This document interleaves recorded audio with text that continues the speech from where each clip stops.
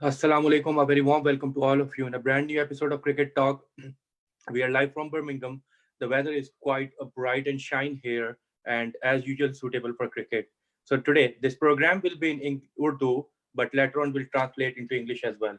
तो आज हमारे साथ जो मेहमान मौजूद है जिन्हें हमने इनवाइट किया है, पहले तो हम उनके शुक्रगुजार हैं कि उन्होंने हमें अपने कीमती वक्त में से टाइम दिया। और उस मेहमान के बारे में मैं आपको बताना चाहूँगा कि वो एक मल्टी टैलेंटेड और मल्टीटास्किंग बंदा है। लाइक उन्होंने अपनी इब्तदाई ज़िंदगी के अंदर कस्टम कराची में कस्टम एक है डिपार्टमेंट, उससे उन्होंने हॉकी शुरू की और वो एक बेहतरीन हॉकी के प्लेयर भी हैं। फिर उन्होंने आगे चलते हुए अपनी ज़िंदगी में क्रिकेट में भी अपनी ज़ोर आज़माई की और क्रिकेट में भी अपना एक नाम बनाया और नाम के साथ एक टीम भी उन्होंने तश्कील दी। आज वो उस टीम के मैनेजर भी हैं और उस टीम का नाम इत्तफ़ाक़न उन्हीं के नाम पर उमैर 11 है। तो उनका और भी तारुफ़ है जो कि हमारे मशहूर और मारूफ़ शायर, पाकिस्तान के भी और वर्ल्ड रिनॉन्ड शायर उबैदुल अलीम साहब, उनके साहबज़ादे भी हैं। तो और इसके साथ इनका फ़नून लतीफ़ा से बड़ा गहरा ताल्लुक है। ये अपनी कैमरे की आँख से काफ़ी लम्हात खूबसूरत, खुशी के हों या गम के, उनको महफ़ूज़ करने में भी इनका एक बहुत बड़ा हाथ है। तो हम वेलकम करते हैं उमैर अलीम साहब। वेलकम उमैर भाई ऑन द शो। अस्सलाम वालेकुम। वालेकुम, क्या हाल है उमैर भाई? अल्लाह का शुक्र है, आप सुनाइए। अल्हम्दुलिल्लाह।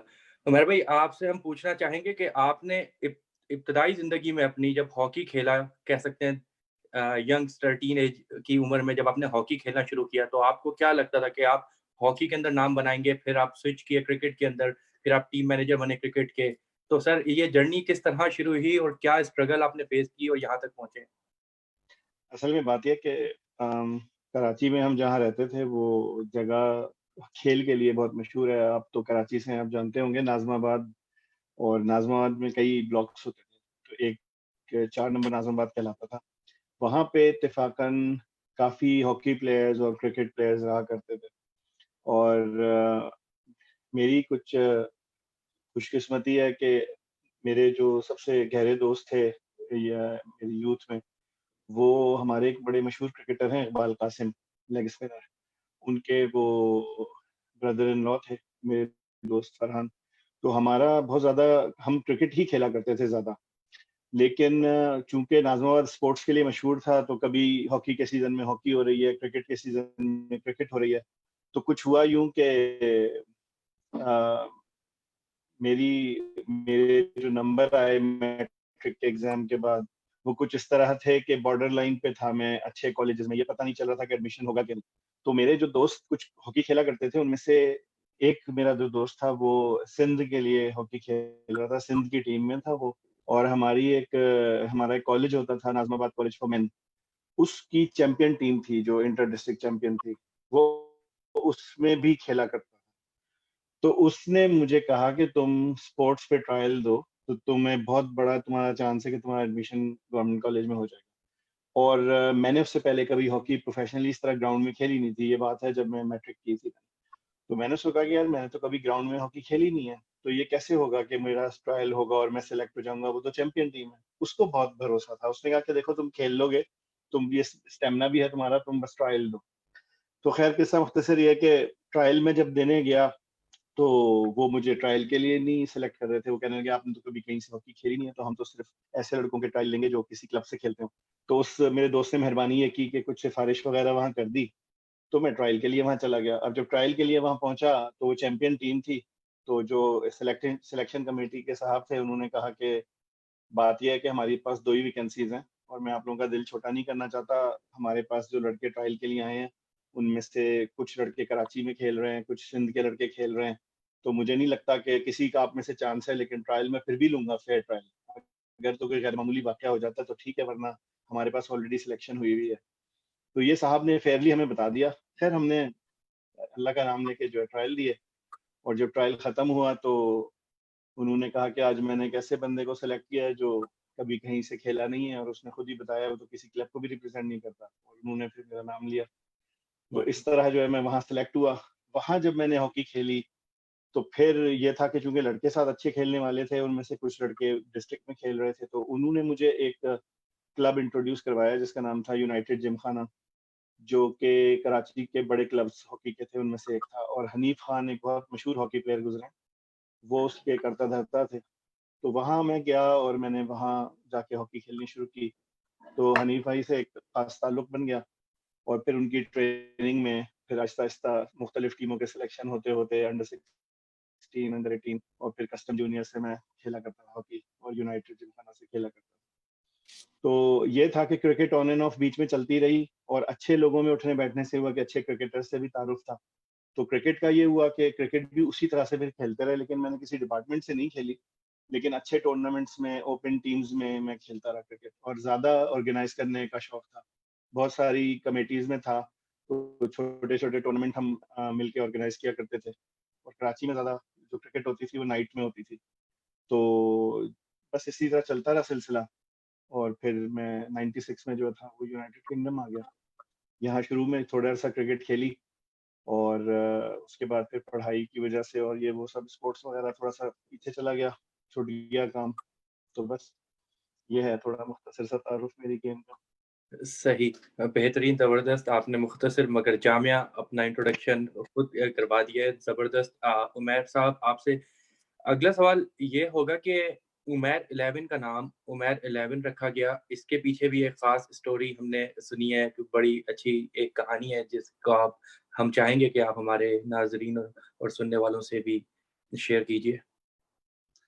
2009 में मसूर इंटरनेशनल क्रिकेट जो थी उसका आगाज़ हुआ टूर्नामेंट का और टूर्नामेंट जो था उसके लिए फिर ये अनाउंस हुआ। हम लोग काफ़ी एक्साइटेड थे उस ज़माने में, जो कुछ लड़के क्रिकेट खेला करते थे, उनमें से कुछ जो थे वो ऑर्गेनाइजिंग कमेटी में भी शामिल थे। मिर्ज़ा रशीद साहब हमारे जो हैं वो मजलिस के सदर हैं, उन्होंने मुझे अपने साथ, कमेटी थी बड़ी-सी, लड़के थे उसमें मैं भी शामिल था।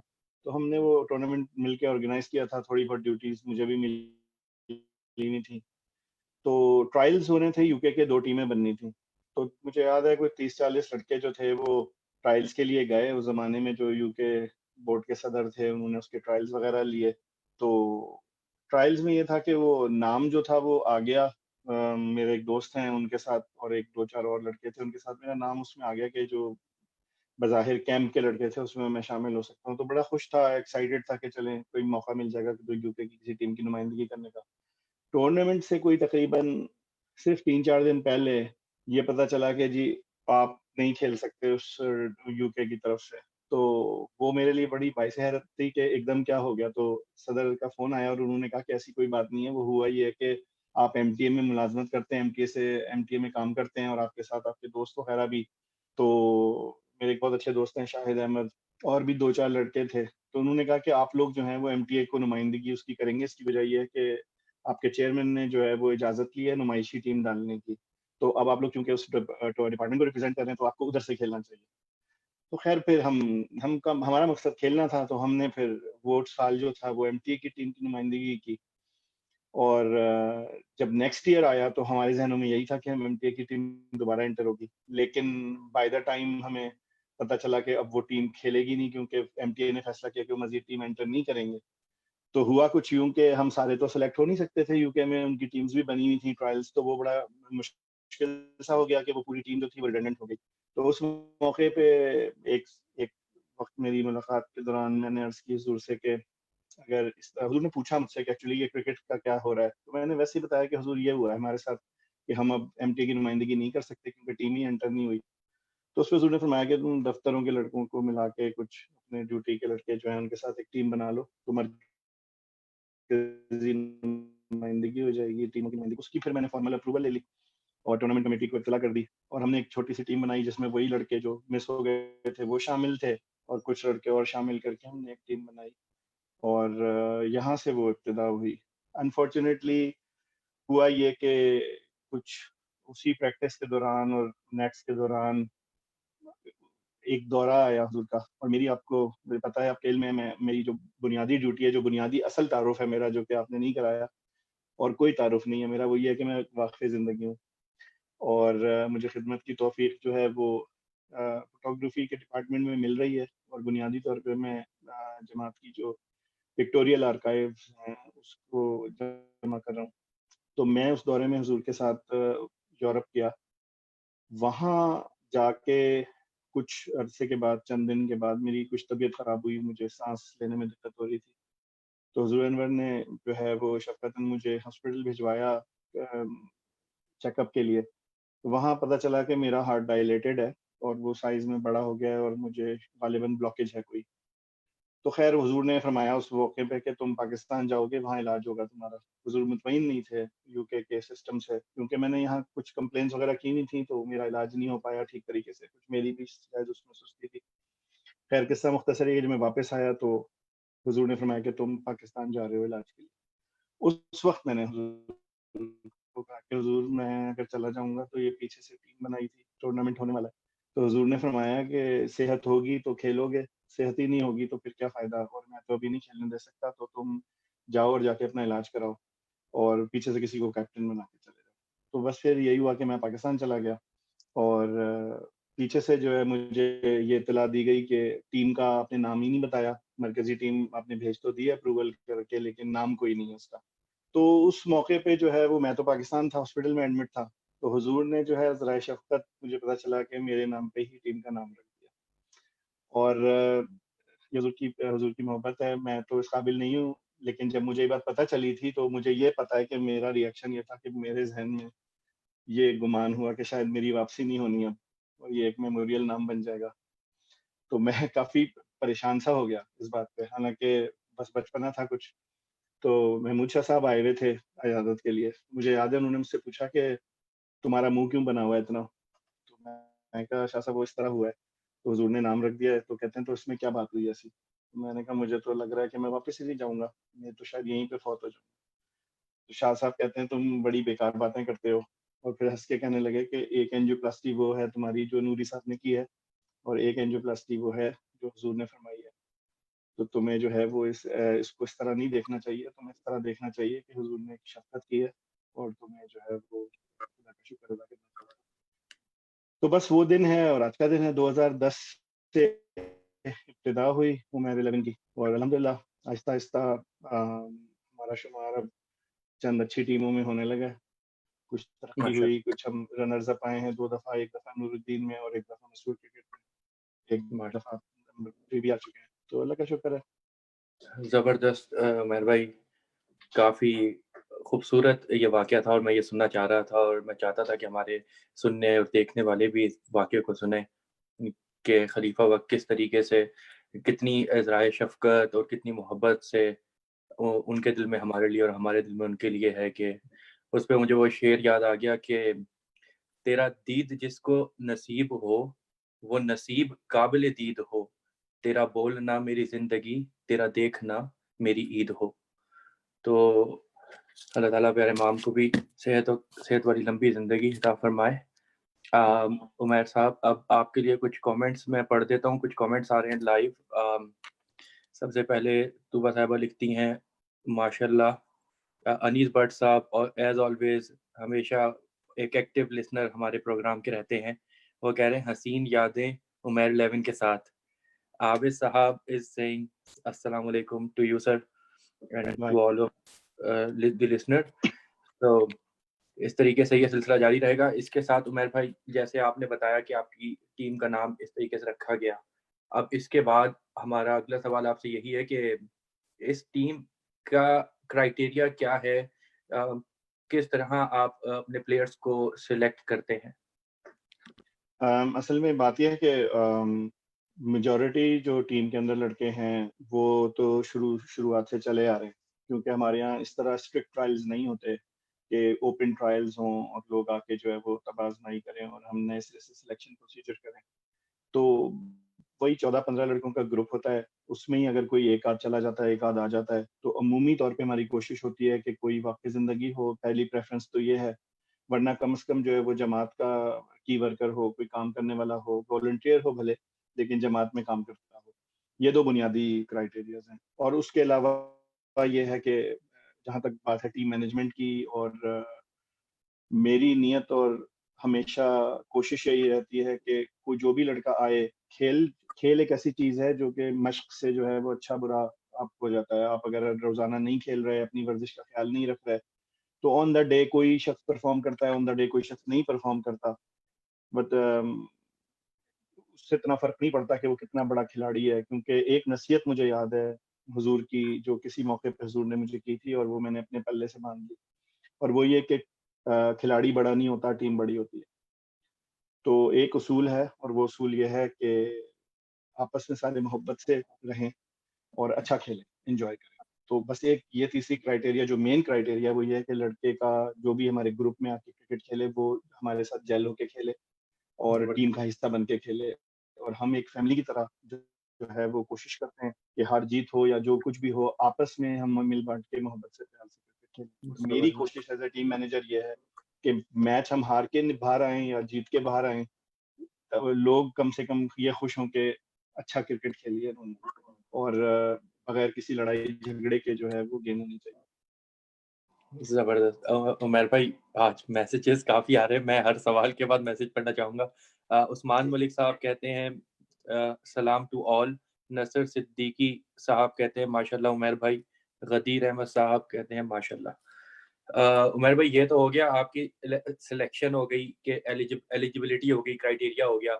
अब सर, आपके जो एक आप कहते हैं कि सर्टेन अमाउंट ऑफ पीपल, जो आपके 15 स्क्वाड है उमर 11 का, तो इसको आप जी। पूरे साल किस तरह इनकी ट्रेनिंग होती है, किस तरीके से आप एज अ टीम मैनेजर इनको लेके चलते हैं पूरे साल, जेल किस तरीके से रखते हैं और इनकी फिजिकल ट्रेनिंग जी। पे क्या काम करते हैं? पहली बात तो ये है कि अल्हम्दुलिल्लाह जो लड़के टीम में शामिल हैं, एक वास्ट मेजॉरिटी, बल्कि 90% वो लड़के हैं जो किसी न किसी क्लब से खेल रहे हैं और जमाती क्रिकेट में भी पूरी तरह से इन्वॉल्व हैं। तो एक सबसे खुशाइन बात जो जमाती क्रिकेट में यूके में हुई मसरू टूर्नामेंट के बाद, मैं समझता हूँ, वो केसीएल का आगाज़ था। और आपको इल्म है कि केसीएल की वजह से जो है मुझे बहुत खुशी होती है, यंगस्टर्स जो हैं सारे, जितनी भी यूथ है जो खेलना चाहती है, या चाहे वो अच्छे प्लेयर हों या वो उन्होंने कभी क्रिकेट खेली हो या ना खेली हो, स्पोर्ट्स की वजह से जो है वो एक रौनक लगती है केसीएल की वजह से, और लड़के जो हैं वो खेलते हैं। तो एक तो ये है कि वो अपने सीज़न जब स्टार्ट होता है क्रिकेट का, तो वो अपने क्लबों की भी नुमाइंदगी कर रहे होते हैं, और उसके बाद केसेस भी उन्होंने खेलने होते हैं। तो बाज़ दफ़ा तो ये होता है कि ओवर क्रिकेट हो जाती है उनके लिए, कि उनको बाज़ दफ़ा वीक में 2-2 3-3 दफ़ा जाना पड़ता है मैच खेलने। तो जो लड़के इतनी क्रिकेट खेल रहे हैं, उन वो तो वैसे ही अपने नेट्स भी कर रहे हैं। वो एक केसीएल की टीम के लिए भी नेट कर रहे हैं, वो अपने क्लब के लिए भी नेट कर रहे हैं। उसके अलावा ये है कि कोशिश यही होती है, एज़ ए मैनेजर मैं यही पुश करता रहता हूँ कि प्लीज़ फिज़िकल फ़िटनेस पे ज़ोर दें, अपनी इंडिविजुअल मेहनत करें। अब 2-2 टूर्नामेंट है हमारे इंटरनेशनल, नूरुद्दीन भी है, मसरूर भी है, तो मेरी कोशिश यही है। तो हम ये करते हैं कि हम फ़रवरी से, नॉर्मली जनवरी-फ़रवरी से हम लोग अपने नेट्स शुरू कर देते हैं, और नेट्स हम इस तरह से करते हैं कि वो ऑल द वे टूर्नामेंट से 2 हफ़्ते पहले तक लेके जाते हैं उन नेट्स को।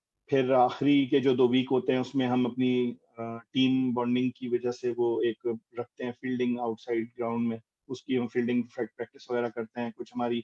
और दौराने साल हम लोगों की एक चीज़ है जो सारों को पता है, वो ये कि हम एक टीम मीटिंग ज़रूर करते हैं हर कपल ऑफ मंथ्स। उसमें मैं इस बारे में बदनाम हूँ कि ज़रा खाने-पीने पे ज़ोर है। तो ये है कि कोई बारबेक्यू वगैरह कर लिया, लड़कों को बुला लिया। तो हम लोग अब स्ट्रैटेजिक प्लानिंग्स भी करते हैं। हर लड़के को बोलने का मौका होता है। अगर कोई सीनियर प्लेयर्स हैं, तो हम बाकायदा ब्लैक बोर्ड लगा के उनसे मशवरा करके होमवर्क भी अपना करने की कोशिश करते हैं। टीम्स को भी डिस्कस करते हैं, अगली टीम की क्या स्ट्रैटेजी थी, हारे क्यों थे, क्या गलतियाँ हुईं, क्या हम नया करेंगे, इन सारी चीज़ों को हम दौरान साल डिस्कस करते रहते हैं। 5 लड़कों की हमारी एक कमेटी है, और टीम का नाम भले मेरे नाम पे हो, लेकिन मैं अम, कोई मेरी वो नहीं है उसमें डिक्टेटरशिप कि मैं अपना फैसला चलाऊँगा या मर्ज़ी करूँगा। वो बहरहाल इज़्ज़त देते हैं, वो कहते हैं कि आखिरी फैसला आपका ही है, लेकिन मेरा तरीक़ाकार ये है कि जो कमेटी में हम रखते हैं, जो भी मसला होता है, उसको हम डिस्कस करते हैं, और जो फिर मेजॉरिटी वोट्स होते हैं, उसके हिसाब से हम चलते माशाल्लाह, मशवरे के साथ सब कुछ चलते हैं और मशवरे में ही बरकत है। उमर भाई, जैसे आपने स्ट्रैटेजी की बात की, आपने कहा कि स्ट्रैटेजिक प्लानिंग करते हैं, तो ये पूछना चाहूँगा कि आप फ्यूचर के अंदर उमर 11 में क्या ऐसी नई चीज़ें इंट्रोड्यूस करवाएँगे या कोई चीज़ें मॉडिफ़ाई करेंगे एक्जिस्टिंग, जिस वजह से आप क्या समझते हैं कि उस चीज़ की बिना पर आपकी उमर 11 एज़ अ टीम कितना ऊपर जा सकती है? हैं। जो मेरी पर्सनल ऑब्ज़र्वेशन है टूर्नामेंट को लेके, उसमें ये है कि एक एलिमेंट बहरहाल जो है क्रिकेट का और हमेशा किसी भी स्पोर्ट्स का एक एलिमेंट जो है वो बहुत इंपॉर्टेंट जो है वो आपकी फिजिकल फिटनेस है। अगर तो आपका स्क्वाड जो है वो फिट है और आपकी यंग लेग्स हैं और आपके पास जो है वो रिप्लेसमेंट भी स्क्वाड भी है, यानी कि आपके 11 लड़के जो फिट खेल रहे हैं, उसमें अगर किसी को चोट लग जाती है या किसी को आपने रेस्ट देना है, तो आपका 12वां या 13वां या 14वां जो खिलाड़ी है वो उसी लेवल का अगर फिट आपके पास है तो that makes a big difference. लेकिन कुछ लक एलिमेंट हमेशा से जो है वो मसरूफ क्रिकेट में बहरहाल रहेगा। इसकी वजह ये है कि हम अनफॉर्चुनेटली पार्क की विकेटों पे खेलते हैं और वो इतने प्रॉपर ग्राउंड्स नहीं हैं। उनकी आउटफील्ड कभी अच्छी नहीं होती, कभी अनसर्टेनिटी बहुत ज़्यादा है। तो ऑन द डे डिपेंड करता है कि किस कौन चला। लेकिन उसके बावजूद मैं ये देखता हूँ कि जब आपकी फिटनेस अच्छी होती है, आपकी फील्डिंग मजबूत होती है, तो बहरहाल आप प्रेशर डाल सकते हैं टीमों पे। और मेरी पिछले 2-3 सालों से यही कोशिश है कि ज़्यादा से ज़्यादा यंगस्टर्स को जो है वो हम पुश करें और उनको ही हम आगे ले जाएँ। तो हमारी टीम में भी कुछ ऐसे सीनियर लड़के मौजूद हैं जो अल्हम्दुलिल्लाह मेरे साथ इस बात पे मुत्तफ़िक हैं कि हम कोशिश ये कर रहे हैं कि यंग से यंग स्क्वाड को जो है वो हम प्रमोट करें और यंगस्टर्स को जो है वो हम प्रमोट करें और आगे लेके चलें, क्योंकि उन्होंने उन्होंने ही फ्यूचर बनाना है उसका। तो मैंने ये देखा कि जिन सालों में हम ऊपर आए हैं और हम पहली, दूसरी, तीसरी पोज़ीशन तक आए हैं, उस सालों में जिन मैचेज़ में हमने अच्छी फील्डिंग की है बहुत ज़्यादा, वो मैचेज़ जो थे बहुत हमारे लिए वाइटल थे। तो मेरी जो ज़ाती मेरा जो अ, एक वो है सोच, वो यही है कि यंगस्टर्स हों और खेलें। और मैं हर एक को यही कहता हूँ, किसी भी टीम का कोई भी लड़का हो, कहीं से भी आए, मैं उनको यही बताता हूँ कि अगर तो आपने स्पोर्ट्स करना है और आप नेशनल क्रिकेट को टूर्नामेंट आपकी की टूर्नामेंट है, उसमें आप आके परफॉर्मेंस देना चाहते हैं, तो आप अपनी इंडिविजुअल फिटनेस के ऊपर तवज्जो दें। अगर आप दौरान साल कुछ भी नहीं करते, तो 2-4 दिन, 5 दिन नेट करने से आप एक आध मैच तो तुक्के में खेल जाएँगे, लेकिन आप जिन अपने बड़े प्लेयर्स को देखते हैं, उन्होंने मेहनत की हुई है। ये सारे लड़के जितने भी अब आप बुलाते हैं प्रोग्राम में, आबिद है, कैसर भाई हैं, ये रज़ा वग़ैरह हैं, शिराज़ हैं, रब्बानी ब्रदर्स हैं, इन्होंने सबने मेहनत की है। जो भी शख्स मेहनत करेगा उसको फल मिलेगा। इत्तेफ़ाक़न कोई एक मैच खेल जाना और फिर सुपरस्टार बन जाना, ये फिर वही बात हो जाती है कि अपने तईं आप जो दिल चाहे ख़्याल कर लें। लेकिन जिन नामों को आप देखते हैं, जिन लोगों की तरफ आप देखते हैं, उन्होंने बहरहाल अपने ज़माने में एक मेहनत की हुई है और वो मेहनत जो है वो बोलती है। ठीक, ज़बरदस्त। उमर भाई कुछ और कमेंट्स मैं लेना चाहूँगा। Um, Ahmed Daud Saab is saying salam. Khalid Daud Saab is saying mashallah from he's from Canada. Murabbi Shakur Baloch Saab is saying salam. तो जैसे-जैसे कमेंट्स और सवालात भी अगर हैं किसी के भी जो सुनने वाले हैं, अगर किसी के दिमाग में कोई भी सवाल किसी भी एस्पेक्ट में है, चाहे वो उमैर साहब की फ़ोटोग्राफ़ी को लेके हो, चाहे वो क्रिकेट को लेके हो, चाहे हॉकी को लेके हो, वो बिला झिझक हमसे पूछ सकते हैं और हम ज़रूर उमैर भाई के सामने पेश करेंगे वो सवाल भी। उमैर साहब एक एक सवाल है कि जिस टूर्नामेंट किसी भी टूर्नामेंट में अब जब आप खेलते हैं, तो आप जैसे आपने बात की फ्रेश लेग्स का होना लाज़िम है। तो आप एज़ अ आईएमसीटी इंटरनेशनल मशहूर क्रिकेट टूर्नामेंट में किस तरह देखते हैं कि कितना यूथ इन्वॉल्व है और कितनी यूथ इन पाइपलाइन आपको दिख एज़ अ टीम मैनेजर आप देखते हैं कि ये हमारे लिए भी उमर 11 के लिए भी खेल सकती है, ये मशहूर कप में किसी भी टीम के लिए खेल सकती है। तो आप ये कह सकते हैं ओवरऑल इन यूके आपको कितना पोटेंशियल यूथ में क्रिकेट का दिखता है टीनेजर्स में? मैं समझता हूँ कि बहुत ज़्यादा टैलेंट है और शौकीन हैं, लड़कों को अच्छा लगता है खेलना। मैंने यही अंदाज़ा लगाया है कि आपको हमेशा किसी भी फ़ील्ड में 2 तरह के लोग मिलेंगे। एक हैं जो सीरियस हैं बहुत ज़्यादा, एक थोड़े-से नॉन सीरियस हैं। लेकिन अगर आप देखते हैं तो ये आपको अंदाज़ा होगा कि जब भी ट्रायल हुए हैं, यूके की टीम जब भी ट्रायल करती है, तो 40-45 लोगों का पूल बड़ा आसानी वो बना लेते हैं। और मुझे ये लगता है कि बाज़ दफ़ा ये होता है कि टीम को आप जब बहुत ज़्यादा मजबूत कर देते हैं, आपको ये लगता है कि टीम एक ऐसी टीम बने, बड़े नाम आ जाते हैं, बड़े अच्छे लड़के आ जाते हैं, तो बाज़ दफ़ा ये होता है कि फिर ज़्यादती हो जाती है बाज़ लड़कों के साथ। इसकी वजह ये है कि अगर बहुत ज़्यादा स्ट्रॉन्ग बैटिंग लाइन है और 4 के नीचे आउट ही नहीं हो रहे या 5 के नीचे आउट ही नहीं हो रहे, तो बाज़ लड़के बेचारे ट्राई नहीं हो पाते। बॉलर्स का भी यही है कि एक सर्टेन बॉलर है, वो टीम विनर है, अगर वो मैच विनर है, उसने विकेटें ले ली हैं, तो अगली दफ़ा का प्रेशर है कि उसको आपने लाज़मी खिलाना है। तो बाज़ हमारे ऐसे खिलाड़ी होते हैं जो ट्राई नहीं होते। ना वो केसीएल में सही तरह से ट्राई हो पाते हैं, ना वो कहीं और बेचारे अगर खेल भी रहे होते हैं तो बाहर के क्लबों में खेल रहे होते हैं, तो वो अपनी स्टैट्स खुद तो लाके जमा करा नहीं सकते। तो क्या होता है कि पिछले 2 सालों से खुशाइन बात ये हुई कि इतने सारे मैचेस थे केसीएल के, कि बहरहाल मौका मिलना शुरू हो गया ऐसे लड़कों को जो कहीं और नहीं खेल के कुछ दिखा पाते थे। तो उनकी जो स्टैट्स ऊपर आई हैं, तो फिर वो नज़र में आए कि भई ये 5 मैच खेले हैं उसने, वो कंसिस्टेंटली रन बना रहा है या वो फील्ड अच्छी कर रहा है, तो वो नज़र में आना शुरू हुए लड़के। और कुछ उनको केसीएल की रौनक की वज़ह से भी और मौका मिलने की वज़ह से उनको ये शौक हुआ कि हम और ज़्यादा अच्छा खेलें। उसमें फिर ये हो जाता है कि आपको ये पता चलता है कि अगर आप एक राइट बैलेंस के साथ टीम बनाते हैं, तो जो चीज़ मैंने देखी है, जो मैं समझा हूँ कि अमूमी तौर पे हमारे यहाँ ये एक रिवायत चली आ रही है कि 2 टीमें बनाई जाती हैं। एक टीम को बहुत ज़्यादा अच्छा बना दिया जाता है, दूसरी टीम पे बिल्कुल भी तवज्जो नहीं होती और वो फिर वो टीम बज़ाहिर जो है वो थोड़ी-सी कमज़ोर-सी लग रही होती है। तो वो प्लेयर्स जो हैं मैंने देखा है बाज़ दफ़ा बैठे ही रह जाते हैं, वो परफ़ॉर्म ही नहीं कर पाते। तो मैं ये समझता हूँ कि थोड़ा-सा इसको देखने की ज़रूरत है कि एक तो टीम्स को बैलेंस करके बनाया जाए। दूसरे ये कि ये जो एक खुशाइन बात केसीएल की वजह से आई, इस साल हम बहुत अनफॉर्चुनेट लेंगे, केसीएल हुई नहीं तकरीबन।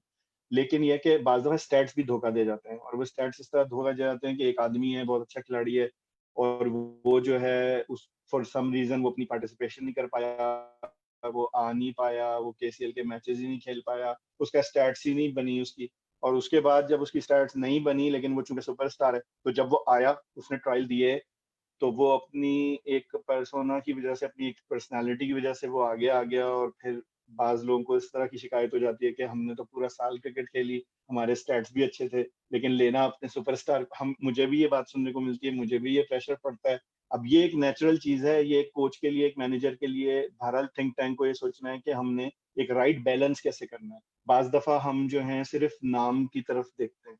फिर मुझे वही बात याद आ जाती है कि बहरहाल हमने कुछ इस तरह का सिलसिला ज़रूर करना है। कि हमने यंगस्टर्स को मौका भी देना है और हमने बाज़ दफ़ा जो है वो स्टैट्स पूरे साल की जो स्टैट्स हैं वो कुछ और कह रही होती हैं और टूर्नामेंट ये ज़रूरी नहीं है कि एक बहुत अच्छी स्टैट्स हों और वो लड़का जो है उस टूर्नामेंट में उस स्टैट्स की बुनियाद पे परफ़ॉर्म भी कर पाए। ये एक मैसेज है, लेकिन इन सारी चीज़ों के पीछे जो सोचने की ज़रूरत है वो ये है कि हमारी कोशिश ये है कि हम क्रिकेट को प्रमोट करें, अच्छी क्रिकेट खेलें, आपस में प्यार-मोहब्बत से रहें और इस बात को ना भूलें कि वजह क्या है जमाती टूर्नामेंट को ऑर्गेनाइज़ करने की। जो बुनियादी वजह है, वो ज़हन में रखनी चाहिए। अगर आपका किरदार जो है, वो मनफ़ी तरफ चल पड़े और आपको लगे कि खुदा ना ख़ास्ता कोई गोल्ड मेडल जीतने के लिए एक दौड़ चल रही है और किसी भी शर्त पे इसको हासिल करना है, तो मैं ज़ाती तौर पे इस बात के खिलाफ़ हूँ। मैं ये समझता हूँ कि आपका जो एक टोटल पैकेज है, वो होना चाहिए। अगर आपके रूहानी मसल्स वीक हैं और आप आपकी तमाम तवज्जो सिर्फ़ अपनी जिस्मानी मसल्स के ऊपर है, तो ये भी एक फ़ाउल बात है। और अगर आप तमाम की तमाम तवज्जो रूहानी मसल्स के ऊपर देते हैं, तो फिर बुज़ुर्गों ने और खुलफ़ा ने और जो नसीहतें की हैं, वो यही हैं कि आपने अपनी जिस्मानी सेहत की तरफ भी तवज्जो देनी है, क्योंकि अदरवाइज़ ये एक तरह का जो है वो बैलेंस नहीं है। अब इसमें जो चीज़ देखने वाली वो ये है कि जब आप राइट बैलेंस करेंगे, तो सबसे पहली चीज़ आपको ये नज़र आएगी कि अगर किसी वजह से कोई लड़का सेलेक्ट नहीं हो पाता, तो उसको ये सोचने की ज़रूरत है कि मैं और मेहनत करके आगे आऊँ। मैं इतना अच्छा हो जाऊँ कि मैं किसी तौर भी मिस ना हूँ, दिल छोटा ना करें। मैंने देखा है बहुत ही जल्दी दिल छोटा हो जाता है, शिकवे पैदा हो जाते हैं, लोग बातें करते हैं, लड़ाइयाँ हो जाती हैं। इस चीज़ को अवॉइड करना है हमने जमाती क्रिकेट से। हमने मोहब्बत को प्रमोट करना है और इस बात को प्रमोट करना है कि एक इमाम के पीछे हम चलने वाली जो है वो जमात है। और हमारी जो कोशिश होनी चाहिए वो यही होनी चाहिए कि एक यूनिटी हम कहीं भी जाके खेलें, कोई भी मैच खेलें, कोई टूर्नामेंट खेलें, अगर हम जमाती प्लेटफ़ॉर्म से जाके कहीं परफ़ॉर्म कर रहे हैं, तो एक बात अंडरस्टूड होनी चाहिए हमारी टीमों के बारे में और वो ये है कि वो अपने कैरेक्टर से ये साबित करें कि वो जमात अहमदिया को रिप्रेज़ेंट कर रहे हैं। और मैं हमेशा ये मिसाल दिया करता हूँ कि खुदा ताला ने एक सिस्टम बनाया है, जब आप नमाज़ पढ़ते हैं, अगर इमाम से कोई गलती हो जाए, तो आप पीछे से जो है वो सुबहान अल्लाह कहते हैं। आपको ये इजाज़त नहीं दी गई कि आप उसको पीछे से एक थप्पड़ लगा दें या डाँटना शुरू कर दें। इससे सीखना चाहिए। कप्तान अगर ग्राउंड में कोई मिस्टेक कर देता है, मैनेजर से कोई प्रॉब्लम हो जाती है, तो मैंने देखा फौरी तौर पे शिकवे पैदा हो जाते हैं। एक ये चीज़ है, जिस पे जो है मैं समझता हूँ कि तवज्जो देने की ज़रूरत है और क्रिकेट का फ्यूचर और ठीक टूर्नामेंट का फ्यूचर हमारे किरदारों पे डिपेंड। ठीक तो है। बस ये एक रिक्वेस्ट है छोटी-सी। आप इसको अगर टू लाइनर में मैं बयान कर जाऊँ तो इस तरीके से था कि बिल्कुल बहुत परफेक्ट बात की है। इसको किसी शायर ने भी एक शेर में ढाला है बड़े खूबसूरत अंदाज में कि ऐसे चलन चलो कि ज़माना करे आरज़ू, ऐसे रहा करो कि दुनिया मिसाल दे। तो बेहतरीन आपने कॉम्प्रिहेंसिवली इसको बयान कर दिया है। आगे काफ़ी क कमेंट्स फिर आ गए हैं, तो वो मैं पहले पढ़ना चाहूँगा। राना मसूद साहब सेइंग सलाम, मुबारिज़ अहमद साहब आपको बहुत मुबारक हो, बहुत अच्छा काम कर रहे हैं, जज़ाकल्लाह राना मसूद साहब। अ, उमैर अलीम साहब को भी बहुत मुबारक हो, उमैर 11 को बहुत डिसिप्लिन से चला रहे हैं और सबसे अच्छी बात भी उमैर 11 की डिसिप्लिन ही है, जज़ाकल्लाह। आबिद अहमद साहब is saying always nice to talk with you about cricket. Umair has a great knowledge of game. Jazakallah Abid Sahab. Usman Malik Sahab is asking any plans for Umair 11 to tour Dubai. I would love to host you and your team. Jazakallah Usman साहब, इसका हम जवाब ज़रूर लेना चाहेंगे उमर भाई से। बस अल्लाह करे कि दोबारा से क्रिकेट हो। हम ज़रूर हमें इजाज़त मिलेगी तो हम ज़रूर पार्टिसिपेट करेंगे। जब भी कोई टूर्नामेंट होता है प्रिंसिपली तो हमें इजाज़त लेते हैं और हुज़ूर कभी मना नहीं करते, प्यार से इजाज़त मिल जाती है। माशाल्लाह। तो सिर्फ़ ये है कि हमारी कोशिश है कि अच्छे से अच्छी क्रिकेट जहाँ भी हो हम जाके खेलें। इस दफ़ा कनाडा से इन्विटेशन आ रही थी कि शायद वो लोग होस्ट करने वाले हैं टूर्नामेंट और अ, है मैं आपको एक मज़े की बात बताऊँ कि उस जब ये इन्विटेशन आया, तो पहली दफ़ा मैंने ये चीज़ रियलाइज़ की सही तरह कि ये जो टीमें आती हैं ऑस्ट्रेलिया की, यूएसए की, कनाडा की, ये बड़ी इनको कमेंट करने वाली बात है, इनकी तारीफ़ करने वाली बात है ये कि ये लड़के जो हैं, ये अपने खर्चों पे आते हैं। हाँ देखिए ना, जी, इतने महँगे टिकट्स तो नहीं कोई स्पॉन्सर कर सकता और ये छोटी बात नहीं है। हम जब अभी पहली दफ़ा दुबई गए हैं, तो उसके लिए पूरी टीम प्लानिंग हमें करनी पड़ी, पैसों का इंतज़ाम करना पड़ा, थोड़े-थोड़े करके साइड पे करने पड़े टिकट के पैसे, फिर जाके स्पेंड करने थे। तो मैंने ये अंदाज़ा लगाया कि ये टीमें हर साल जो आ रही हैं, ये छोटी बात नहीं है।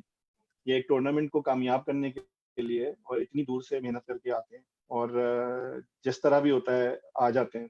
और मैंने देखा है कि बाज़ ऐसे हैं जो पिछले 10 सालों से कंटिन्यूअसली पार्टिसिपेट कर रहे हैं। तो ये एक बहुत बड़ी बात है और दुआ करें कि क्रिकेट आगे और टूर्नामेंट्स हों और हम पार्टिसिपेट करें, ज़रूर आएँगे इंशाल्लाह। इंशाल्लाह। आगे सवाल आया है। खिज़र अहमद साहब फरमाते हैं, अस्सलाम वालेकुम, उमैर भाई is one of the best team managers in IMCT. Umair 11 set an example of team brotherhood and discipline every year, माशाल्लाह। जज़ाकल्लाह खिज़र भाई आपके कमेंट का। एंड नसर सिद्दीकी साहब फरमाते हैं, माशाल्लाह Umair 11 and great team. Sir, इसी के साथ जिस तरह उस्मान मलिक साहब ने आपको दावत दी कि आप दुबई आएँ, he will love to host. तो आप ये बताइए, आप नूरुद्दीन खेलने गए थे। जी, तो उसका एक्सपीरियंस हमारे सुनने वाले और देखने वालों को बताएँ कि नूरुद्दीन आपने आईएमसीटी 10 साल से देख रहे थे, एक टूर्नामेंट चल रहा है और जी, उसका एनवायरनमेंट है और अब एक नया टूर्नामेंट 2 साल हुए हैं शुरू हुए नूरुद्दीन को इन यूएई। जी, तो सर जी। उसके एक्सपीरियंस के बारे में बताइए? देखें नेचुरली जब 2 चीज़ें हो रही होती हैं, तो लोग जो हैं वो कंपैरिज़न शुरू कर देते हैं। तो मैं ये समझता हूँ कि दोनों अपनी-अपनी जगह पे हैं, कंपैरिज़न इसलिए मुनासिब नहीं है क्योंकि अपने-अपने कंस्ट्रेंट्स हैं। कोशिश तो दोनों तरफ से हो रही है, लेकिन जो एज हासिल है नूरुद्दीन को, जो मैं देख कर आया हूँ अपनी आँखों से, वो ये है कि वो एक क्रिकेटिंग कंट्री वैसे तो क्या है ना इंग्लैंड का भी नेशनल आपको पता ही है गेम है, सारा कुछ है, लेकिन यहाँ का जो सिस्टम है और जो यहाँ के मंथ्स हैं जिसमें हमारा टूर्नामेंट होता है, उसमें सबसे बड़ा फैक्टर वेदर का फैक्टर है। एक तो ये है कि हम जो है वो टूर्नामेंट भी बहुत ज़्यादा बड़ा है, ज़्यादा टीमें आती हैं, उनके पास थोड़ी-सी कम टीमें थी, लेकिन वेदर एक बहुत बड़ी चीज़ है। वहाँ गर्म मौसम है, बारिश के चांसेस ना होने के बराबर हैं। यहाँ कुछ पता नहीं है बारिश का, सुबह आप उठे तो जल-थल हुआ हुआ है सारा। फिर ये कि क्रिकेट ग्राउंड्स हैं उनके पास, उनका जो वेन्यू है वो बहुत ज़बरदस्त है। 3-4 ग्राउंड उनके साथ-साथ बने हुए हैं, फिर उनके पास नाइट क्रिकेट की एनवायरनमेंट है। तो जो चीज़ नूरुद्दीन क्रिकेट की बहुत ज़्यादा इम जो थी वो अमेज़िंग थी, जो मुझे बहुत ज़्यादा जिस चीज़ ने मुतासिर किया, वो ये था कि क्रिकेट टूर्नामेंट को उन्होंने क्रिकेट के ऊपर उनकी ज़्यादा तवज्जो है। जब क्रिकेट को आप अगर आप किसी एक प्लेटफ़ॉर्म को आप सिलेक्ट कर रहे हैं किसी एक उसके लिए, तो उसके ऊपर उनकी तवज्जो थी कि उन्होंने अपने एम्पायर्स जो थे, वो अजमान क्रिकेट काउंसिल के एम्पायर्स थे, रजिस्टर्ड एम्पायर्स थे उनके। और एक क्रिकेटर के लिए सबसे बड़ी चीज़ ये है कि जब वो ग्राउंड में खेल रहा होता है, तो उसको ये फ़ियर फैक्टर नहीं होना चाहिए कि बैट्समैन जो है वो उसको यही टेंशन है कि मैं बेशक जो है वो थर्ड विकेट पे खड़ा हूँ, तो मैं एलबीडब्ल्यू हो जाऊँगा, या बॉलर ये सोच रहा है कि मैं पता नहीं कोई बॉल कराऊँगा तो क्या नतीजा निकलेगा। एम्पायरिंग जो थी वो आपका ब्लाइंड फेथ था उसके ऊपर कि भई जो भी है, वो एक्सेप्टेबल है बोथ पार्टीज़ के लिए। क्योंकि बाज़ दफ़ा ये बात बिल्कुल दुरुस्त है कि इताअत का जज़्बा होना चाहिए और सारा कुछ। लेकिन अमूमन मैं एक मिसाल दिया करता हूँ जो मेरे वालिद साहब ने 30 साल पहले की थी, और वो ये थी कि इखलास होना और नेकी होना और तक़वा होना बहुत ज़रूरी है। लेकिन अगर हेलीकॉप्टर उड़ाना है तो उसके लिए उसका इल्म होना चाहिए। आप सिर्फ़ इखलास के सहारे तो हेलीकॉप्टर नहीं उड़ा सकते। अब एक खिलाड़ी जो है वो 30 साल मेहनत करता है, 20 साल मेहनत करता है, वो ग्राउंड में आता है, वो प्रोफ़ेशनल है, अपने शोबे से सिंसियर है। और मैं जो हूँ, एक छोटे बच्चे को या किसी ऐसे आदमी को खड़ा कर दूँ, जो उसको आउट दे दे, और उसके पूरे वो 1 साल की जो मेहनत थी वो पानी में मिल जाए, और फिर वो नाराज़ हो या गुस्से में आ जाए, तो मैं उसको जो है इस बात पे नाराज़गी का भी इज़हार करूँ कि देखो तुम इताअत नहीं कर रहे। इताअत बहुत ज़रूरी है, उसको उसको ये नहीं है कि वो बदतमीज़ी करना शुरू कर दे। लेकिन वो जो एक फैक्टर है, वो फैक्टर नहीं था उस टूर्नामेंट में। आपको ये टेंशन ही नहीं थी कि हम जाके ग्राउंड में खेलेंगे तो अंपायरिंग पता नहीं क्या कर देगी, विकेट कैसे खेलेगी, विकेट जो है पता नहीं बिहेव सही नहीं कर रही है, खड्डे वाली विकेट है या ये विकेट खुदी हुई है, इस विकेट पे रोलर अच्छा नहीं चला, ये सब बातें नहीं थी। तो टीमें बेखौफ व खतर खेल रही थी। जब आप बेखौफ व खतर क्रिकेट खेलेंगे, बिल्कुल अलग एनवायरनमेंट होगी, बिल्कुल एक अलग मज़ा होगा उसका। बॉलर अपनी बेस्ट बॉलिंग कराएगा, बैट्समैन अपनी बेस्ट बैटिंग करेगा, अंपायरिंग डिसीजंस बिल्कुल फेयर, कोई भड्डा नहीं था वहाँ पे। लेकिन जो चीज़ थी वो सबसे इम्पोर्टेंट है, वो वेदर है। आपके पास एक खुला मौसम है, खुला आसमान है, और नाइट क्रिकेट है। शाम को आप शुरू करते हैं 3-4 बजे और रात 2 बजे तक आप क्रिकेट खेलते हैं, और सारा वेन्यू जो है वो क्रिकेटिंग एनवायरनमेंट के अंदर है। तो वो एक चीज़ थी जो उनको, मुझे लगता है कि एज है, और अल्लाह करे कि आगे चल के वो जो है वो और ज़्यादा अच्छा हो। उसके अलावा ये है कि यहाँ पे भी क्रिकेट करवाना, ये जो टूर्नामेंट होता है हमारा, ये आसान नहीं है। इसकी वजह ये है कि अब मैं इसकी मिसाल दूँगा कि हमारे जलसा सालाना होते हैं। जर्मनी में भी जलसा सालाना होता है, यूके में भी जलसा सालाना होता है। जर्मनी के जलसा सालाना अपने वेन्यू की वजह से उनको बहुत आसानियाँ बाज़ हासिल हैं। यूके में कराना बहुत मुश्किल काम है, क्योंकि वो एक जंगल में, मंगल का समा होता है, आपको जंगल में सारा कुछ बनाना है, 28 दिन में आपने वो उठा के वापस करना है, तो वो बहुत डिफ़िकल्ट है। यहाँ पे क्रिकेट कराना, काउंसिल से ग्राउंड्स लेना, उनके अंदर फैसिलिटी जो भी जिस तरह की भी है उसको फैसिलिटेट करके टूर्नामेंट कराना, फिर बारिश के फैक्टर को देखना, ये चीज़ें जो है बहरहाल इनको कंस्ट्रेन होता है, जिसकी वजह से जो है वो मसरूफ़ क्रिकेट थोड़ा-सा मुश्किल टूर्नामेंट है कराने के लिए, और उसका स्केल बहुत ज़्यादा बड़ा है। तो ये है कि अ, मुझे लग रहा है कि मसरूफ़ जब ये स्टार्ट हुआ नूरुद्दीन क्रिकेट टूर्नामेंट, तो अब तवज्जो का मरकज़ है लोगों की। मैंने सुना है कि ऑस्ट्रेलिया की भी ख़्वाहिश है कि वो वहाँ जाएँ, और मैंने सुना है कि और टीमें भी वहाँ जाना चाहती हैं और खेलना चाहती हैं।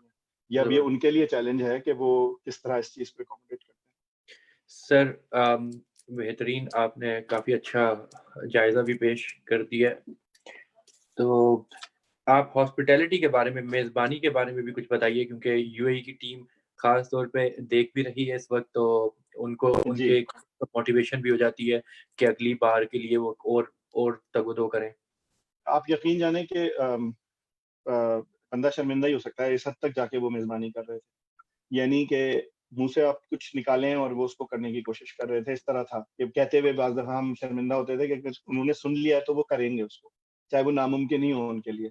और उसकी एग्ज़ाम्पल मैं इस तरह दूँगा कि छोटी-सी छोटी चीज़ों का, जिसकी भी ड्यूटी जिस काम में भी थी, वो तो कर ही रहा था। लेकिन अगर गलती से, यानी हम लोगों को वहाँ जानते नहीं थे, वहाँ ज़्यादा इंडिया की जमात है, इंडियंस हैं ज़्यादा, वहाँ पाकिस्तानी नहीं मुझे इतने नज़र आए। और ज़बान का भी मसला था, वो हमारी इतनी उर्दू समझते भी नहीं थे। लेकिन मैंने ये अंदाज़ा लगाया कि अगर गलती से आपने किसी से कुछ पूछ लिया है जो उसका शोबा नहीं है, तो उसने पलट के ये नहीं कहा कि ये तो मेरा काम ही नहीं है, मेरा तो ये ड्यूटी का काम ही नहीं है। वो बेचारा उस वक़्त ही वहाँ से दौड़ जाएगा, और जब तक वो उस बंदे को पकड़ के ना ले आए या वो काम कर ना दे, वो उसमें बेचारा लगा रहता है। और फिर उसके बाद जो है वो अच्छे से अच्छा करने के बाद भी वो बेचारे माफ़ी माँगते रहते थे कि कोई गलती हो गई तो माफ़ कर दीजिएगा।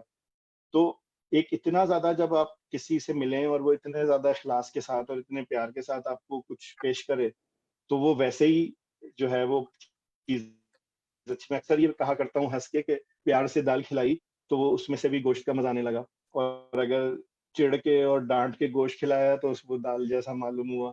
तो बात ये है कि वो सिर्फ़ और सिर्फ़ जो है वो उनकी जो खूबसूरत बात थी कि छोटी सी जमात है और बहुत ज्यादा सिंसियरिटी के साथ वो अपने इस टूर्नामेंट को जो है वो, और उसकी वजह ये है कि उनका ये जो टूर्नामेंट है उनके उनके लिए एक प्राइड की बात है। वो इस चीज़ को बहुत ही, मैंने देखा कि अपने लिए ऑनर समझते हैं कि इतनी सारी टीमें आ रही हैं और हमने उनको होस्ट करना है। और उन्होंने वाक़तन जो पहले साल की फीडबैक मुझे मिली थी, हमारी टीम के 2 हमारे कैप्टन और वाइस कैप्टन जो थे वो यूके की नुमाइंदगी में पिछले साल खेले थे क्योंकि मेरा 11 नहीं गई थी। तो उन्होंने मुझे जो बातें बताई थी, उससे मैंने ये अंदाज़ा लगाया कि जो भी कोई छोटी-मोटी उनकी प्रॉब्लम्स थी, उन्होंने वाक़तन उनको एड्रेस करके इस साल इम्प्रूव करने की कोशिश की। और जबरदस्त। ये इस चीज़ की निशानदेही है कि वो बेटरमेंट की तरफ जा रहे हैं बड़ी तेज़ी से लेके उसको। ठीक है, बेहतरीन। उमर भाई आप ये बताएँ फिर कि आखिरी सवाल नूरुद्दीन से रिलेटेड है कि उमर 11 को नूरुद्दीन में खेल के कैसा लगा? एज़ अ टीम मैनेजर आप गए लास्ट ईयर और आप लोगों की क्या परफ़ॉर्मेंस रही और उसके बाद आप क्या समझते हैं कि उस एनवायरनमेंट में उमर 11 को क्या करना चाहिए कि वो और अच्छा उस टूर्नामेंट में काम कर सकें? सबसे पहले तो ये कि पूरा स्क्वाड जाए, ये बहुत इम्पोर्टेंट है। कुछ लड़के नहीं जा पाए थे, वीज़ों के इश्यूज़ थे। तो अगर तो सारे जाते हैं तो उससे फ़र्क पड़ेगा। दूसरा ये है कि फिर वही बात आ जाती है कि फिट होके जाना है, अच्छे से अच्छा खेलने की कोशिश करनी है। और जहाँ तक है कि हमारा एक्सपीरियंस कैसा रहा, हम आजकल यही बातें कर रहे होते हैं ग्रुप में, क्वारंटीन में और कोविड टाइम में जब हम आपस में ग्रुप्स में एक्सचेंज करते हैं मैसेजेस, तो लिटरली यही बातें हो रही होती हैं। कोई हर चीज़ वहाँ की मिस करते हैं। याद आता है बार-बार, दिल चाहता है, दुआ दिल से निकलती है कि अल्लाह उस वक़्त तक ये सब कुछ ठीक हो जाए। तो कुछ नहीं खेल खेल पाए इस साल तो कम से कम नूरुद्दीन ही हो जाए तो हम जाके खेल लें। तो इससे आप अंदाज़ा लगा लें कि बहुत ज़्यादा we looking forward to go back sir and give chai a our best. चाय बहुत ज़बरदस्त, और चाय चाय की जो सबसे अच्छी बात थी वो ये कि जिस मोहब्बत से वो चाय बनाते थे और जिस तरह वो ग्राउंड में पिलाते थे, वो एक बड़ी ही ज़बरदस्त बात है। मैं इसमें आपको एक बात बताता हूँ कि एक दिन वो बेचारे चाय लेकर आए और मैं चाय को लेके बड़ा थोड़ा पर्टिकुलर हूँ। तो वो चाय जो थी वो बड़ा मज़ा सा नहीं आया थोड़ा। तो ख़ैर वो पी ली थोड़ी बहुत जो था। तो एक साहब आए और उन्होंने पूछा कि चाय कैसी है? अब मैंने ऑनेस्टली उनको कह दिया कि यार वो बात नहीं है, मज़ा नहीं आया। वो भाई साहब उसी वक़्त उन्होंने वो उठाया अपना चैनक और वो वहाँ से चले गए और वो थोड़ी देर के बाद दोबारा बना के लेकर आए सारी चाय, और उन्होंने कमाल कर दिया, मतलब जैसी चाय बना के लाए थे। और वो मुझे फिर उन्होंने बताया, उन्होंने कहा कि मुझसे ये बर्दाश्त नहीं हुआ कि आपने ये कैसे कहा कि चाय अच्छी नहीं है। तो इस हद तक वो अपनी ड्यूटी उन्होंने बेचारों ने की। तो ये था कि गर्मी का मौसम था, कराची से बहुत क्लोज़ मौसम था। मैंने, अगर मेरी आप बात करते हैं तो मुझे तो अपना मुल्क और अपना शहर और अपनी क्रिकेट याद आ गई जवानी की, कि नाइट मैचेस का जो माहौल होता था, एक ख़ास तरह का ह्यूमिड वेदर है, आपको बड़ा मज़ा आता है खेलने का। लेकिन मैंने ये देखा है कि क्रिकेट में 2 चीज़ें बहुत ज़्यादा लड़कों को उजागर करती हैं, उनकी परफ़ॉर्मेंसेज़ को और उनके शौक को, यानी कि आपका दिल चाहता है खेलने का। एक तो ये है कि थोड़ा-सा रंग-बिरंगा माहौल होता है। थोड़ा कलरफुल हो जाता है, तो वैसे ही एक्साइटमेंट बढ़ जाती है इंसान की। दूसरे मैंने ये देखा है कि चूँकि वो प्रॉपर क्रिकेट ग्राउंड है, तो आप बिला खौफ़ व ख़तर खेलते हैं। अगर आपने फ़ील्डिंग करनी है, आप करीब खड़े हैं, तो आपको डाई मारते हुए ये डर नहीं है कि पाँव फँस गया तो पाँव टूट जाएगा या चोट लग जाएगी। वो मज़ा ही कुछ और है। और एक चीज़ ये भी थी कि वहाँ पे मैंने देखा कि गैर जमाती हज़रात बहुत ज़्यादा आ रहे थे क्रिकेट देखने के लिए। तो एक वो माहौल इस तरह का बन जाता था कि बाकायदा ऐसा लग रहा होता था कि पता नहीं कोई आईपीएल या कोई इस तरह का माहौल बना हुआ है, हम खेल रहे हैं क्रिकेट, तो वो काफ़ी अच्छा था। और मेरी दुआ ज़बरदस्त। है कि आइंदा चल के अच्छे प्लेयर्स भी वहाँ पर आएँ, क्योंकि मुझे लग रहा है कि कुछ प्लेयर्स जो थे वो उनके सीज़न्स मेरा ख़्याल है आपस में टक्कर जाते हैं, जिसकी वज़ह से वो दिसंबर में शायद नहीं खेल पाते। ठीक, ज़बरदस्त। अब उमर भाई सवाल आया है कि what will be your advice to youngsters who are playing to join your team और join the cricket as well? अब ये तो बस यही है कि क्रिकेट अगर खेल रहे हैं तो क्रिकेट क्या, आप किसी भी शोबे से अगर आप मुंसलिक हैं, अगर आपका ये दावा है कि आप क्रिकेट खेलते हैं, आप समझते हैं कि आप क्रिकेट खेलते हैं, आपको ये लगता है कि आपका आपके अंदर इसका टैलेंट है, तो सबसे पहले खुद से सिंसियर हों। किसी की टीम के बारे में सोचना छोड़ दें कि मैं यूके को प्रेज़ेंट करूँगा या मैं मेरे 11 में जाऊँगा या मैं एएमजे से खेलूँगा, ये बातें बात की हैं। पहले खुद अपने दिल में फैसला करें कि क्या आप क्रिकेट खेलते हैं और क्रिकेट को कितना सीरियसली आप लेते हैं। किसी भी चीज़ को जब आप सीरियसली लेते हैं, तो फिर आप उसमें जो है वो एक्सेल करने की कोशिश करते हैं। सबसे पहले उठें, फैसला करें कि भाई मैंने रोज़ाना थोड़ी देर दौड़ना है, ठीक है? थोड़ी-सी वर्जिश करनी है। मैंने अपनी इंडिविजुअल प्रैक्टिस के ऊपर ज़ोर देना है और अपनी अखलाकियात भी काबू में रखनी है। अपने आप को एक अच्छे अहमदी माशरे का हिस्सा बनाना है। पता चलना चाहिए आपकी पर्सनैलिटी से कि आप जमात अहमदिया के फ़र्द हैं। ये बहुत ज़रूरी चीज़ है, क्योंकि इसकी वजह ये है कि जब आप हुकूकुल इबाद अदा करते हुए, इबादत करते हुए अपनी ज़िंदगी गुज़ारते हैं, तो आपके हर काम में बरकत पड़ती है। आपकी जो वर्ज़िश है, आपकी जो दुनियावी एक कोशिश है, सही है, उसके अंदर बरकत जभी पड़ेगी जब आपकी बाकी चीज़ें भी ठीक होंगी। तो मैं यही कहता हूँ सारों को कि खेलें और वर्ज़िश करें, अपने बारे में सोचें और हर चीज़ को जो भी कर रहे हैं सीरियसली लें। बस गैर सीरियस तरीके से किसी चीज़ को डील नहीं करना। और शिकवे-शिकायतें जो हैं, वो कहीं का नहीं रखती इंसान को, सिर्फ़ शिकवे-शिकायतें ही रह जाती हैं उसके अंदर। पहले सेल्फ असेसमेंट है, किसी से कुछ शिकवा करने से पहले अपना जायज़ा लें। और मैं यही कहूँगा बार-बार कि अच्छा खेलें, खुश रहें और कोशिश करें। मतलब मैं बहुत दफ़ा देखता हूँ, जुम्मे के दिन क्रिकेट हो रही है फ़र्ज़ करें, चाहे कुछ भी हो जाए, आपने खुतबा सुनना है। ये बड़ी अजीब-सी बात है कि आप क्रिकेट खेलने के लिए गए हैं, आपको पता ही नहीं है कि क्या हो रहा है। कोई लाइव जलसा आ जाता है बाज़ दफ़ा, कोई लाइव हुज़ूर का खिताब आ रहा है। अगर आप अब तो इतनी फ़ैसिलिटीज़ हैं, फ़ोन पे सुन सकते हैं। तो मैं ये कहना चाह रहा हूँ कि बैलेंस रखना है आपने अपनी ज़िंदगी में। तो अगर वो करेंगे तो फिर बरकत पड़ेगी, फिर आप एन्जॉय भी करेंगे हर चीज़ को। तो एक जो है ना इत्तेदाल के साथ लेके चलें अपने उसको, लेकिन सबसे पहले अपने अंदर सीरियस हों कि हाँ, हमने क्रिकेट खेलनी है, मैं क्रिकेट खेलना चाहता हूँ। और दूसरी बात ये है कि आप यकीन जानें, मैंने कोई ऐसा सीनियर नहीं देखा जो मदद ना करता हो। सीनियर्स हैं बेशुमार। यूके की किस्मत ये अच्छी है कि यहाँ पे इतने अच्छे-अच्छे क्रिकेटर्स हैं सीनियर। आप जाएँ, आप उनसे बात करें, वो आपको गाइड करेंगे। आप उनको इज़्ज़त देंगे, तो इज़्ज़त मिलेगी भी। आप जाके बात तो करके देखें। वो बल्ला पकड़ना है, गेंद क्या है, मैंने देखा बड़े-बड़े क्रिकेट यहाँ पे लड़के क्रिकेट खेल रहे हैं, उनको बेबुनियादी नॉलेज नहीं होती। बल्लों के वज़न का नहीं पता, विलो का नहीं पता, गेंद के कितने पीस हैं उसका नहीं पता, कौन-सी क्या चीज़ है। ये सारे फैक्टर्स वो हैं जो आहिस्ता-आहिस्ता प्रोफेशनलिज़्म के अंदर आपको आपकी नॉलेज बढ़ती है। अगर आप बात करेंगे तो आप जानेंगे। लेकिन ये है कि आप जा रहे हैं बगैर किसी, देखिए ना, एक डायरेक्शन है, आपके पास एक नेविगेटर है, वो आपको लेके जा रहा है, आप उसमें डेस्टिनेशन डालते हैं, वो आपको उस तरफ लेके जा रहा है। अगर आप ऐसे ही अंधेरे में भटकते जाएँ इधर-उधर कि जी मैं पहुँच जाऊँगा, तो आप अपना वक़्त ज़ाया करेंगे। मैं ये समझता हूँ कि राइट गाइडेंस भी चाहिए। तो सीनियर से राब्ता करें, उनके साथ इज़्ज़त से पेश आएँ, उनसे पूछें, सवाल-जवाब करें और मेहनत करें, तो फिर इम्प्रूवमेंट आएगी। लेकिन जो ये बात मैंने की है, वो इसलिए की है कि सीरियसनेस नहीं है। बेशुमार लड़के यूथ में मैंने देखा है कि क्रिकेट खेल रहे हैं, लेकिन उनकी उन वो इतने भी सीरियस नहीं है कि 3-3 4-4 साल क्रिकेट खेलने के बाद उनका दावा ये है कि वो बैट्समैन हैं और उनको बल्ला भी खरीदना नहीं आता। उनको पता ही नहीं है कि बल्ला होता क्या है। तो ये चीज़ भी बाज़ दफ़ा काबिले मतलब मुझे तकलीफ़ होती है देख के, कि अगर आप एक एक शोबे में हैं, तो ये किस तरह है कि आपकी एक तरफ की आँख बिल्कुल बंद हुई हुई है उससे। आप समझ रहे हैं मेरी बात को? अगर मैं फ़ोटोग्राफ़र हूँ, तो मेरी ज़िम्मेदारी है कि जो इस वक़्त राइट इक्विपमेंट आ रहा है मज़ार में, या कोई तरक्की हो रही है या टेक्नोलॉजी इवॉल्व हो रही है, तो मेरी मेरी नॉलेज साथ-साथ गेन होनी चाहिए। क्रिकेटर्स की नॉलेज साथ-साथ गेन होनी चाहिए। जब स्पोर्ट्स की नॉलेज गेन होगी, तो आपकी समझदारी में फ़र्क आएगा। आपको एम्पायरिंग का भी पता होगा, नए असूलों का भी पता होगा, आपको ये भी पता होगा कि क्रिकेट काउंसिल कर क्या रही है इसमें। आप अलूफ़ होके नहीं खेल सकते कि आप बस गए, आपने आईपीएल वो केसीएल के 4 मैच खेले, उसके बाद आप घर चले गए, फिर अगले साल उठ के वापस आ गए। तो बस ये मेरी रिक्वेस्ट है। और दूसरा ये कि मैं समझता हूँ, एक बात और आपको मैं यहाँ बताऊँ, कि यकीनन जमात-ए-अहमदिया में इस वक़्त ऐसे लड़के क्रिकेट खेल रहे हैं तमाम मुल्कों में, कि अगर वो मेहनत करें सिंसेरिटी के साथ अपने शोबों में, तो मुझे लगता है कि बहुत आगे जाएँगे। ज़बरदस्त उमर भाई, मैं ये जो मैसेज आया है आपके लिए, ये मैं अभी नहीं पढ़ूँगा, ये मैं लास्ट में चेरी ऑन द केक है, मैं अभी उस मैसेज पे मेरी नज़र पड़ी है। तो इसके बाद आपने अपनी फ़ोटोग्राफ़ी की बात की, तो वो शेर है ना, रंग रंग खुशबू मौसम का बहाना हो गया, अपनी ही तस्वीर में चेहरा पुराना हो गया।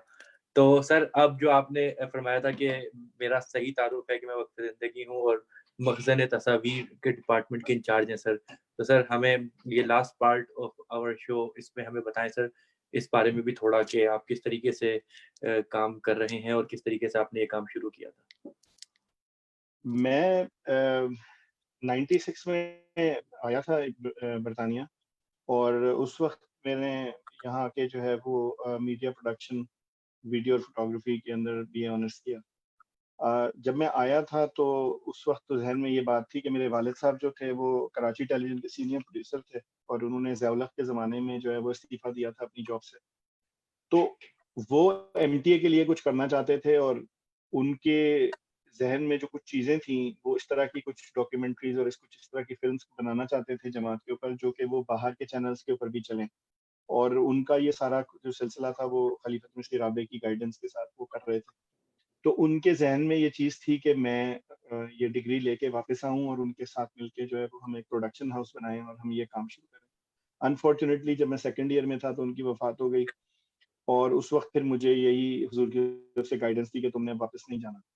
तो बात ये है कि एक तो जब मैं आया मैंने पढ़ाई शुरू की तो मैंने एमटीए में अपना काम शुरू कर दिया था, साथ-साथ मैं एमटीए में जाता था और वहाँ जो भी मुझे तौफ़ीक मिलती थी मैं काम किया करता था। तो जब हुज़ूर की वफ़ात हुई है उससे कुछ दिन पहले हम जॉबलेस थे, डिग्री हो चुकी थी, ढूँढते थे जॉब, बहुत सारी वजहों की वजह से जो है वो प्रोफ़ेशनल काम ही नहीं मिल रहा था। तो हुज़ूर ने जो है वो मुझे पेड काम एमटीए में दिया, खलीफा मसीह राबे ने, तो मेरी जॉब एमटीए में स्टार्ट हो गई। तो मैं एमटीए का हिस्सा रहा शुरू से 96 से।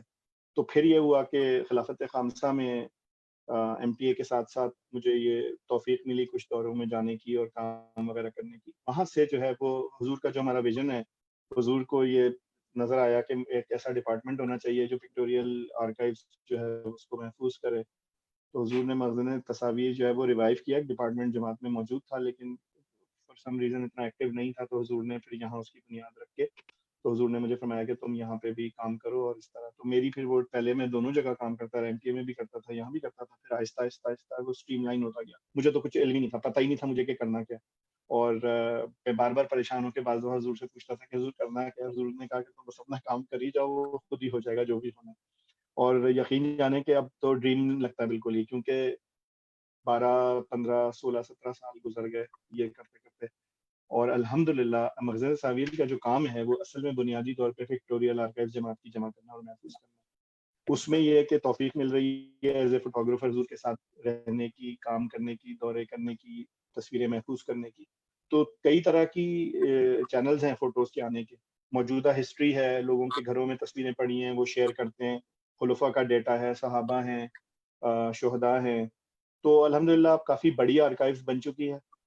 और हमारा सर्च इंजन जो है हम उस पे काम कर रहे हैं और जो है वो कंटेंट मैनेजमेंट सिस्टम हमने खरीदा है, उसके अंदर हम सारी चीज़ें हमने इंजेस्ट करना शुरू की हैं, उनको हम तैयार कर रहे हैं। तो डिपार्टमेंट जो है वो ना सिर्फ बहुत बड़ा हो गया है बल्कि अल्हम्दुलिल्लाह महफूज़ हो गई हैं जमात की तस्वीरें और हो रही हैं। ये एक हमावक्त सिलसिला है, काम चल रहा है और हम्म, कोशिश कर रहे हैं अपनी कि करते जाएँ। वेबसाइट मौजूद है, 6 ज़बानों हाँ। में वो कैटर करती है। एक नुमाइश है परमानेंट जो कि यहाँ लंदन में मौजूद है, लोग उससे वाकिफ़ हैं। जलसे पे भी तौफ़ीक मिलती है वो नुमाइश करने की और वो ऑनलाइन मौजूद है नुमाइश और आप उसको 6 ज़बानों में देख सकते ज़बरदस्त। और भाई जज़ाकल्लाह आपने इस पे भी थोड़ी रोशनी डाल दी। अच्छा, अब मैं वो कमेंट पढ़ना चाहूँगा। नसर सिद्दीकी साहब फरमाते हैं, one of the best interview, great Umar भाई। ज़बरदस्त, जज़ाकल्लाह। आपके आने का भी शुक्रिया और जब आपने अपने वालिद साहब का ज़िक्र फरमाया कि वो कराची प्रोडक्शन में चाहते थे कुछ एमटीए के लिए करना, तो मैं उनकी कुछ दिन पहले कुछ शायरी पढ़ रहा था, तो उन्होंने एक शायरी लिखी थी कि वो मैं आपसे भी बात कर रहा था कि कुछ आप पे भी इम्प्लीमेंट होती है और बाकी बहुत खूबसूरत एक शायरी है। मैं उसके साथ ही इस शो का इख्तिताम भी करना चाहूँगा, साथ उसे पढ़ के भी कि गुज़रो ना इस तरह के तमाशा नहीं हूँ मैं, समझो कि अब हूँ और दोबारा नहीं हूँ मैं। इक्तबा रंग-रंग थी सो नज़रें गुल हुई, अब ये कि अपने साथ भी रहता नहीं हूँ मैं। तुमने भी मेरे साथ उठाए हैं दुःख बहुत, खुश हूँ कि राहे शौक में तन्हा नहीं हूँ मैं। पीछे ना भाग वक़्त की ए नाशनास धूप, सायों के दरमियाँ हूँ मैं, साया नहीं हूँ मैं। और आखिरी जो शेर है, जो कुछ भी हूँ, मैं अपनी ही सूरत में हूँ अलीम, गालिब नहीं हूँ, मीरो यगाना नहीं हूँ मैं।